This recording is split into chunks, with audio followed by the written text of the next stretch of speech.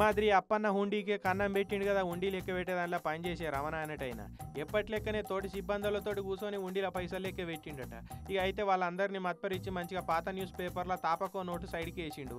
అట్లా 55,000 రూపాయలను తప్పదీసిండు. చిత్తకాయిదా లెక్క పేపర్ల చుట్టి కంప్యూటర్ ఆపరేటర్ కొలువు చేస్తున్న సురేష్ అనేటోని చేతికి ఇచ్చిండట. ఇక ఆ సురేష్ అనేటోడు మంచిగా బ్యాగులో పెట్టుకున్నాడు ఆ బెండలు. ఇక వీళ్ళిద్దరు వ్యవహారాన్ని ఈవో సారు నజరేసిండు. ఇక ఆయనకు అనుమానం వచ్చి ఏవోను పిలిపించి వీళ్ళ బ్యాగులు ఏమున్నదో చెక్ చేయమని తోలిండు. ఏవో సార్ వచ్చి చెకింగ్ చేస్తే చిత్తకాయిదా లెక్క చుట్టిన దాంట్లో 55,000 దొరికినాయి. ఇవి ఎక్కడి అంటే ఇద్దరికిద్దరు నీళ్లు నమిలిరు. కాంట్రాక్ట్ కింద పనిచేస్తున్న సురేష్ అనేటైనా ఇక అప్పటికప్పుడు కొలువు వీకి ఇంటికి తోలిరు. గుల్ల శాఖల కొలువు చేసుకుంటా గుల్లె సోమునే మింగిన రమణ అనే అసలు దొంగను సస్పెండ్ చేసి పోలీస్ కేసు పెట్టిరు. దేవుని గుల్ల పని చేసుకుంటా పాప పని చేసి ఎన్నొద్దులు తప్పించుకొని తిరుగుతారు.